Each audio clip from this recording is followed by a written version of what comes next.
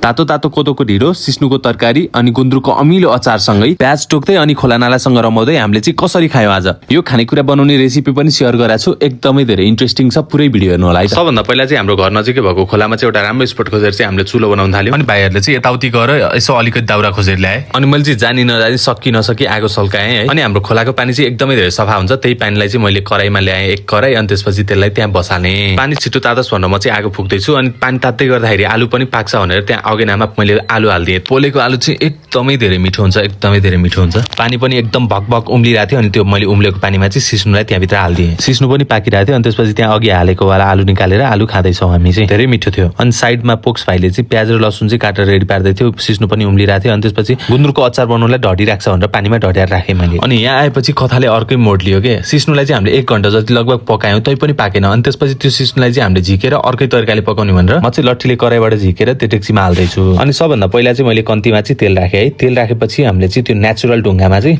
लसुन अदुवा अनि धनियाँलाई चाहिँ मजाले कुटेँ मैले। अनि उता तातेको तेलमा चाहिँ मैले जिरालाई फुराएँ अनि त्यसपछि अघि कुटेको वाला लसुन अदुवा धनियाँलाई मैले त्यहाँ फ्राई गरेँ मजाले रातो हुने गरी। अनि हाम्रो अघि 1 घण्टा बोइल्ड भएको वाला सिस्नुलाई पनि त्यहाँ हालेर फ्राई गरेँ। अनि एकछिन फ्राई गरेर मैले चाहिँ त्यसमा रस मजाले हालिदिएँ। अनि हाम्रो पोक्स भाइले अघि ढडाएको वाला गुन्द्रुकलाई चाहिँ त्यहाँ अचार बनाउँदै थियो। अनि अब चाहिँ हाम्रो सिस्नु जबरजस्ती पाक्दै थियो। अनि सिस्नु पाकेर मैले अर्को भाँडामा राखेर त्यो भाँडालाई चाहिँ माझेर ढिँडोको लागि पानी बसालेँ। अनि आगो फुकेर बल्ल बल्ल ढिँडोको लागि पानी पनि पाकिसक्यो। अनि मैले चाहिँ यो ढिँडो पनि अनि सिस्नु पनि लाइफमै अहिलेसम्म बनाएको थिएन कि दुवै थरी, त्यही भएर त्यो चाहिँ अब मैले जानी नजानी सिस्नु पनि के गरेर पकाएँ। ढिँडो पनि बल्ल बल्ल तान्दै पिठो थप्दै यताउति के गर्दा गर्दै बल्ल बल्ल पकाएर सकेँ। जो सबै कुरा पाक्दाखेरि अब जानी नजानी पकाएको राम्रै देखिरहेको थियो, अचार पनि राम्रै थियो।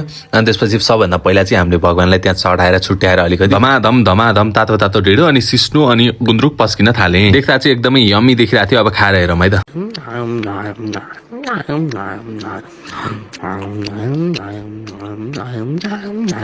अनि ढिँडो सिस्नु सबै एकदमै धेरै मिठो भएछ कि हामीले केही पनि खेर नफालिकन सबै खायौँ। अनि खानासाना खाइसकेपछि भाइहरूले भाँडा माझ्यो अनि मैले पछाडिको पोखरीमा चाहिँ पौडी खेलेँ मजाले। अब चाहिँ रात पर्न लागिसकेको थियो अनि त्यसपछि एकैछिन आगो तापेर जाउँ भनेर ठुलो आगो बालेर तापेर बस्यौँ। अनि हामी हिँड्ने बेलामा 6 बजिसकेको थियो होला। अनि त्यसपछि चाहिँ हामीले त्यहाँको आगो सागो निमाएर त्यहाँतिर सबै सफा गरेर घरतिर लाग्यौँ। Thank you.